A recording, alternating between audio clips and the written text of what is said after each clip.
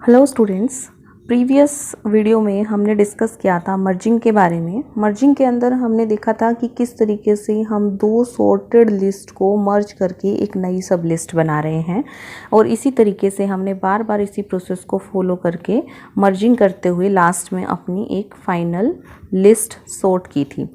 ठीक है, तो ये था हमारा मर्जिंग का कॉन्सेप्ट। आज हम करने वाले हैं फ्रेंड्स मर्ज पास। मर्ज पास एल्गोरिदम के अंदर हम क्या डिस्कस करने वाले हैं कि अगर हमारे पास मान लो एरे ए है जिसके अंदर टोटल नंबर ऑफ एलिमेंट्स है 14।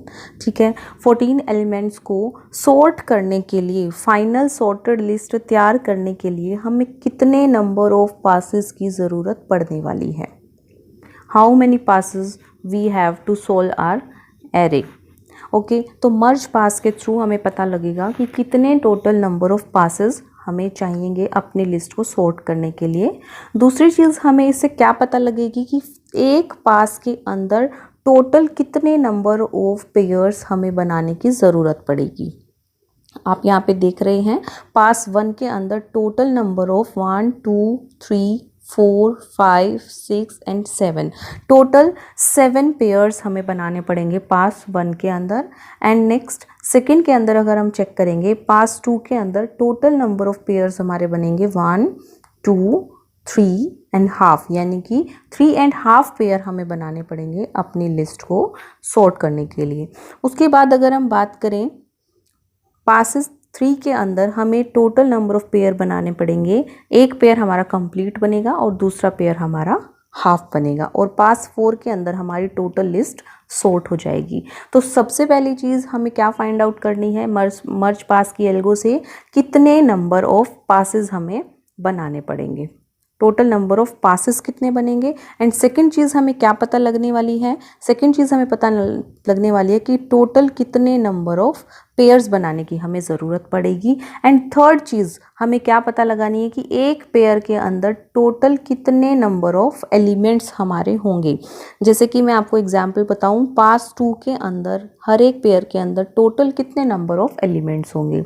जैसे आप यहाँ पे देख रहे हो एक पेयर के अंदर 4 एलिमेंट्स हैं, सेकेंड पेयर के अंदर भी 4 एलिमेंट्स हैं, थर्ड के अंदर भी 4 एलिमेंट्स हैं, यानी कि सेकेंड पास के अंदर हर एक पेयर के अंदर टोटल नंबर ऑफ एलिमेंट्स हमारे 4 होंगे।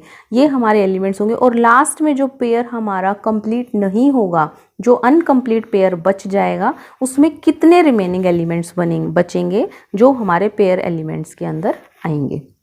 ठीक है, क्लियर है स्टूडेंट्स। तो हमें मर्ज पास के थ्रू पता लगने वाला है कितने नंबर ऑफ पासेस बनेंगे, टोटल कितने नंबर ऑफ पेयर्स बनेंगे इन 1 पास, और टोटल नंबर ऑफ एलिमेंट्स कितने होंगे एक पेयर के अंदर। इन सभी चीज़ों का हम पता लगाएंगे मर्ज पास की एल्गोरिदम के थ्रू। तो चलिए स्टूडेंट्स हम स्टार्ट करते हैं। सबसे पहले हम मान के चलते हैं कि इस लिस्ट के अंदर जो हमारे पास टोटल 14 एलिमेंट्स गिवन है सॉर्ट करने के लिए, हम मान के चलते हैं कि यहाँ पे अभी एक एक एलिमेंट्स का पेयर बना हुआ है, सिंगल एलिमेंट्स का पेयर यहाँ पर बना हुआ है। और हमें क्या करना है, एक एक एलिमेंट्स को, फर्स्ट 2 एलिमेंट्स को मर्ज करके यहाँ पे एक पेयर बनाना है, इन 2 एलिमेंट्स को मर्ज करके हमें यहाँ पेयर बनाना है, और इन 2 एलिमेंट्स को मर्ज करके यहाँ पेयर बनाना है। तो हम इस तरीके से मान के चलते हैं कि जो लिस्ट हमें गिवन है उसके अंदर अभी हमारे पास पेयरिंग 1 एलिमेंट की पेयरिंग हो रखी है।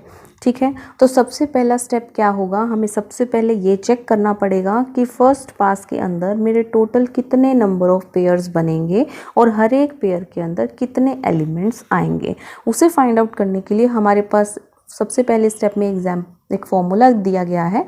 सबसे पहला हमारे पास फॉर्मूला क्या है, set Q equals to integer n divide by 2 multiply by L।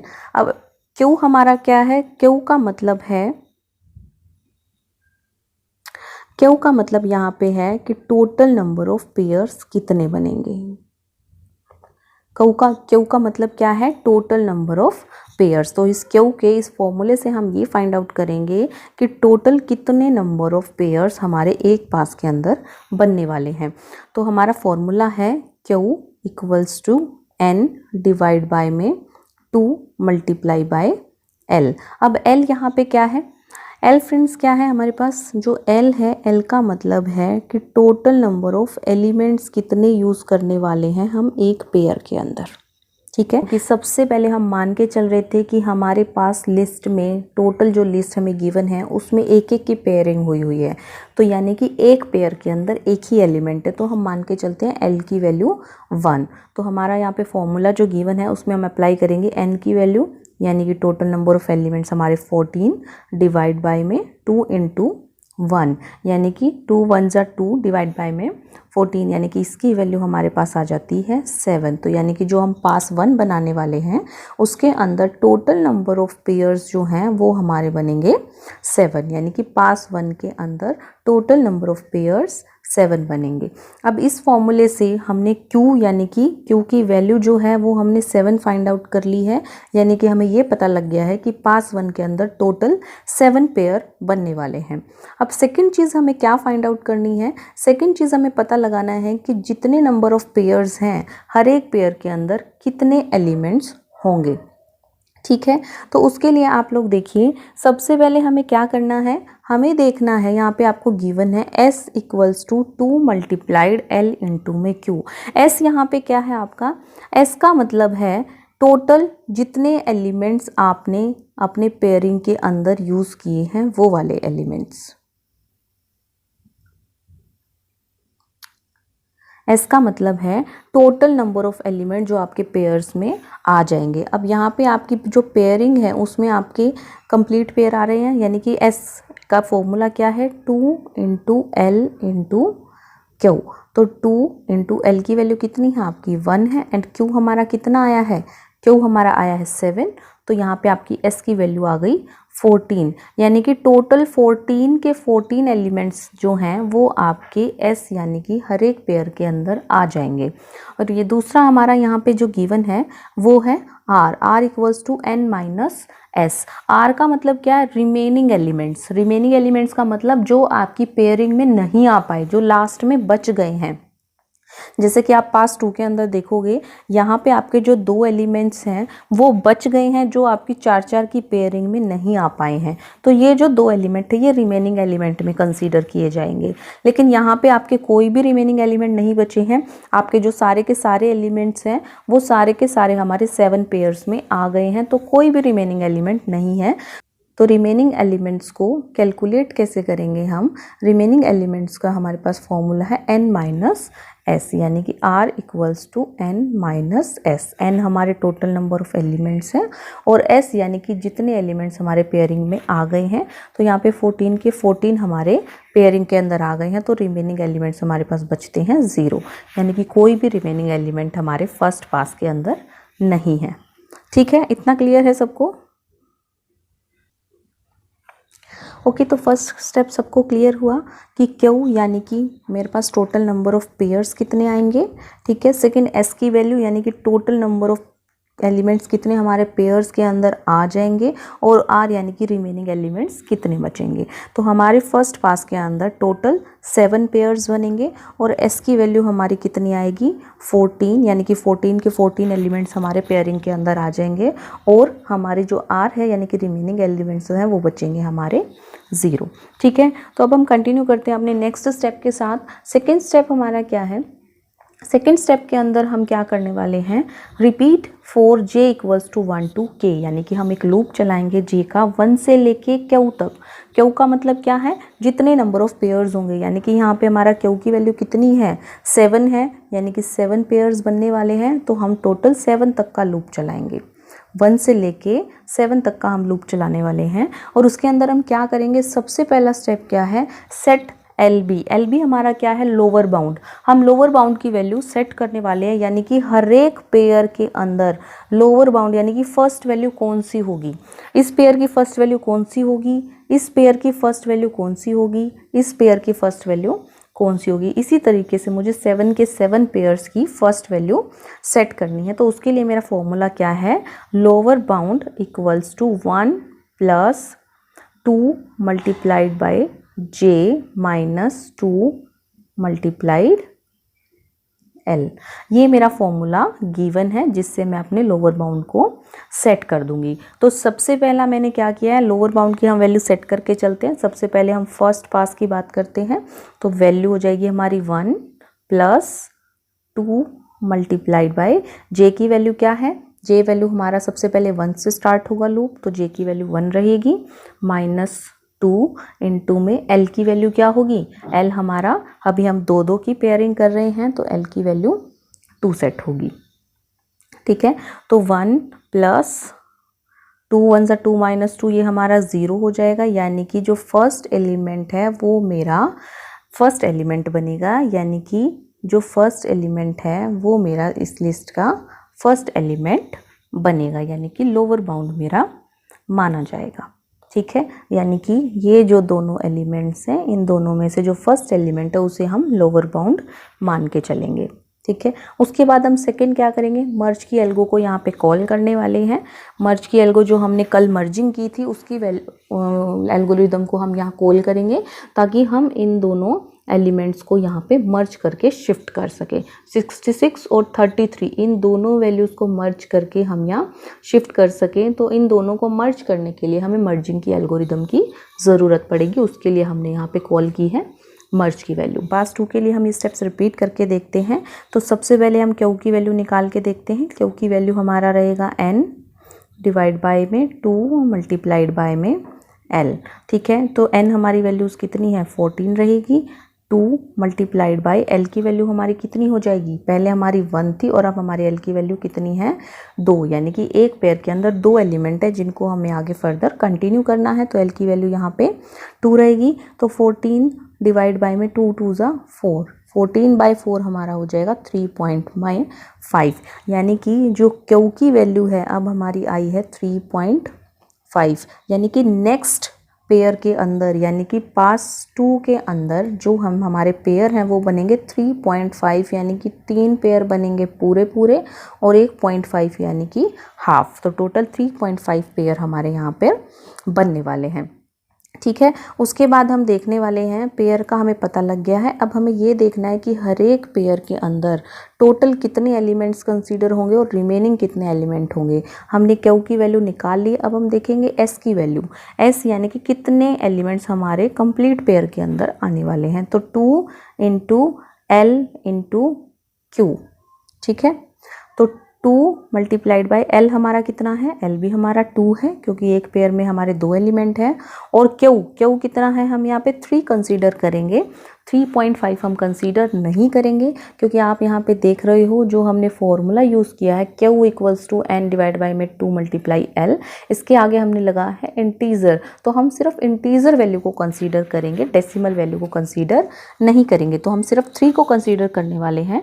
तो इसका आपका रिजल्ट आएगा 2 2 ज़ा 4 एंड 4 3 ज़ा 12, यानी कि एस की वैल्यू हमारी आ गई 12, यानी कि टोटल जो 12 एलिमेंट्स हैं वो हमारे कंप्लीट पेयर में कंसीडर होंगे, और जो रिमेनिंग एलिमेंट्स बचेंगे यानी कि जो बचे हुए एलिमेंट्स हैं वो हमारे कंप्लीट पेयर में कंसीडर नहीं किए जाएंगे। तो वो हम कैसे कैलकुलेट करेंगे, उसके लिए हम सॉल्व करेंगे आर का फॉर्मूला। आर हमारा रिमेनिंग एलिमेंट्स को रिप्रेजेंट करता है, तो n माइनस एस, एन हमारा क्या है 14 और s हमारा कितना निकला है 12, तो लास्ट में हमारे जो 2 एलिमेंट्स बचे हैं वो हमारे होंगे रिमेनिंग एलिमेंट्स, यानी कि जो फर्स्ट 12 एलिमेंट्स हैं वो तो कंप्लीट पेयर के अंदर आएंगे और जो लास्ट के 2 एलिमेंट हैं वो मेरे रिमेनिंग के अंदर आएंगे, तो रिमेनिंग एलिमेंट्स हमारे हो गए 2। ये था हमारा पास 2 के लिए। ठीक है, अभी इसके बाद हम डिस्कस करेंगे पास 3 में किस तरीके से वैल्यूज़ कैलकुलेट होंगी।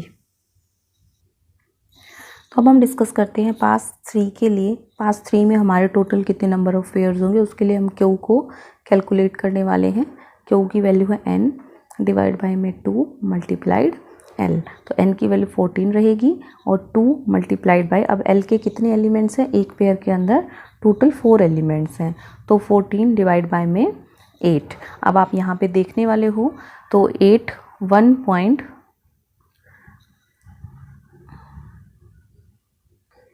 तो यहाँ पे 1.5 7 हमारा जो रिज़ल्ट है वो निकल के आएगा, यानी कि जो हमारी पेयरिंग होगी वो 1.7, यानी कि 1 पेयर जो है वो कंप्लीट होगा और दूसरा जो है हाफ से ज़्यादा होगा 0.75, यानी कि आपका हाफ हो जाएगा 4 एलिमेंट्स के और 0.7 यानी कि हाफ से ज़्यादा 6 एलिमेंट्स इसके अंदर हमारे आ जाएंगे। ठीक है, तो ये था कि हमारे टोटल कितने number of pairs third pass के अंदर बनने वाले हैं, जो हम क्यू को कैलकुलेट करके हम निकाल चुके हैं।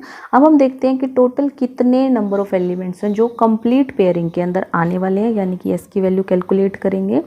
2 इंटू एल की वैल्यू कितनी है यहाँ पे 4 और क्यू की वैल्यू कितनी आई है 1.7, तो हम सिर्फ इंटीजर वैल्यू लेते हैं तो हम 1 को कंसीडर करेंगे, तो यहाँ पे आ जाएगा 8। तो टोटल 8 एलिमेंट्स है जो कंप्लीट पेयरिंग के अंदर हम कैलकुलेट करने वाले हैं, यानी कि फर्स्ट 8 एलिमेंट्स जो हैं वो कंप्लीट पेयर के अंदर आएंगे और जो बाकी के हैं वो रिमेनिंग लिस्ट के अंदर आएंगे। तो रिमेनिंग हमारे पास कितने एलिमेंट्स बच गए n-s, तो n की वैल्यू 14 है और s की वैल्यू हमारी 8 आई है, तो हमारे पास टोटल कितने एलिमेंट्स हो गए, टोटल 6 एलिमेंट्स हो गए जो हमारी रिमेनिंग लिस्ट के अंदर आएंगे। तो आप यहाँ देख सकते हो फर्स्ट जो कंप्लीट पेयर है उसके अंदर 8 एलिमेंट्स हैं और जो लास्ट के रिमेनिंग एलिमेंट्स हैं सेकंड पेयर के अंदर वो टोटल 6 एलिमेंट्स हैं जो अनकम्प्लीट पेयर के अंदर आए हुए हैं।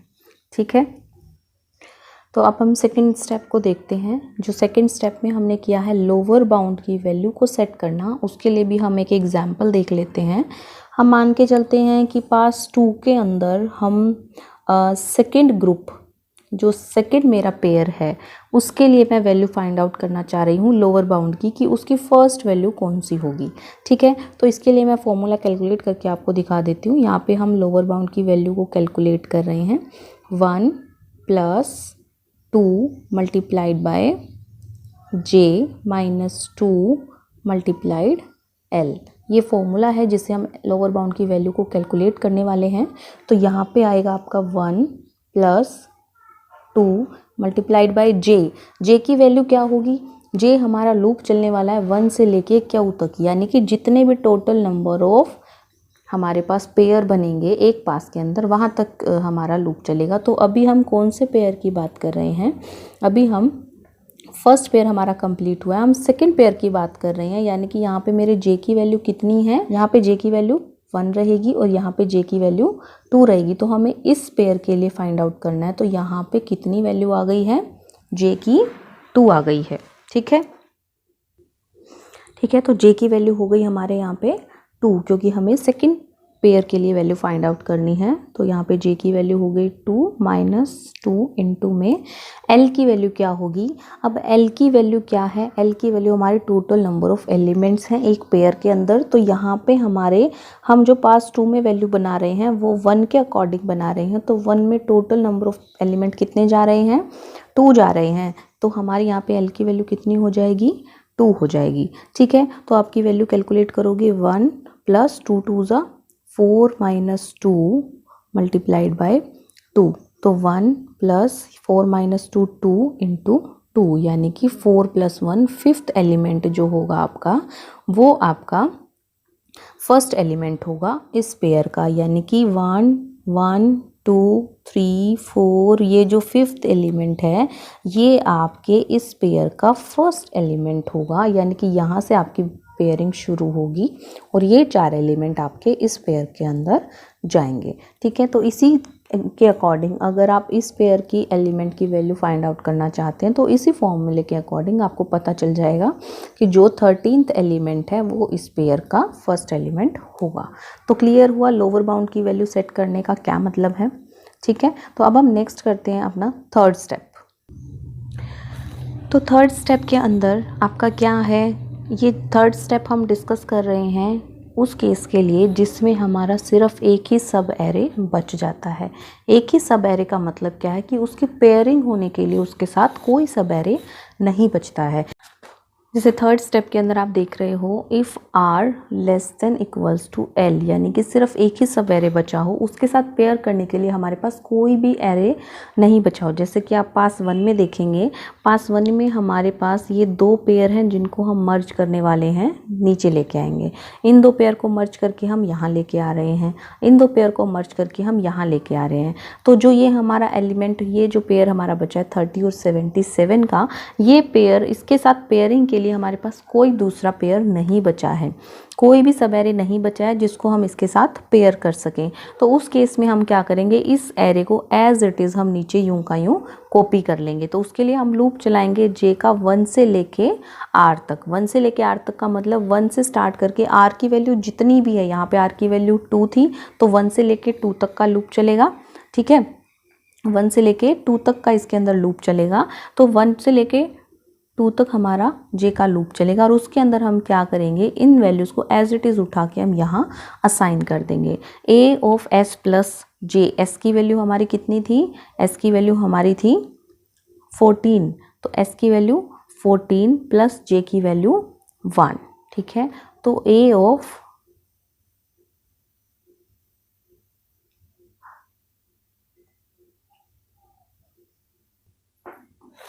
तो हमारा जे का लूप चलेगा 1 से लेके 2 तक, और हमारे लूप के बाद हम इनकी वैल्यूज़ को एज इट इज़ नीचे शिफ्ट करेंगे।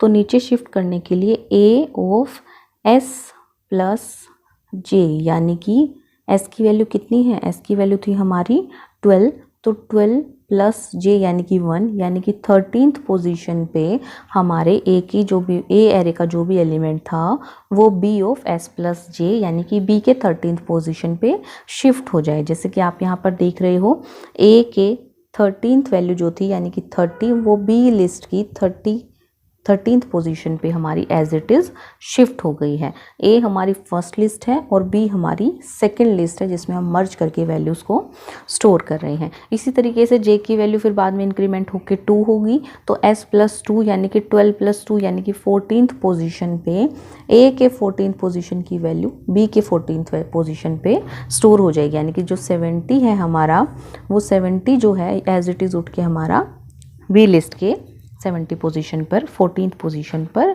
आ जाएगा।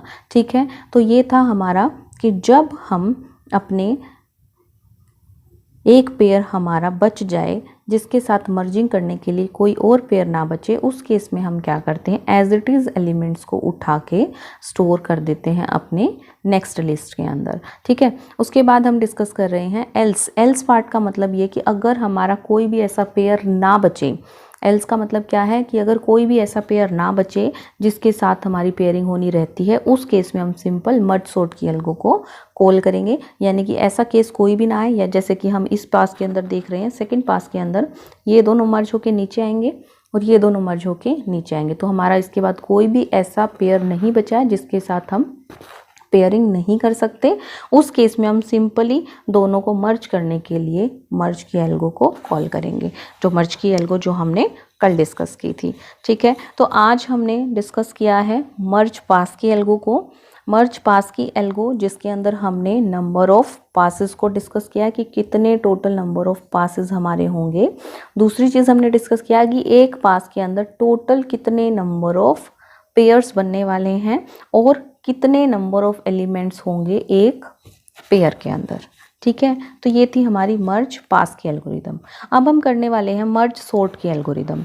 मर्ज सॉर्ट की एल्गोरिदम हम अब करने वाले हैं। अगर आपको मर्ज सॉर्ट की एल्गोरिदम करनी है, पेपर में आ जाती है, तो आपको मर्ज सॉर्ट की एल्गोरिदम लिखने से पहले आपको मर्जिंग की एल्गोरिदम करनी पड़ेगी, जो हमने प्रीवियस वीडियो में डिस्कस की है, और उसके साथ साथ आपको मर्ज पास की एल्गोरिदम भी डिस्कस करनी पड़ेगी, जो अभी हमने डिस्कस की है, ये ऊपर वाली।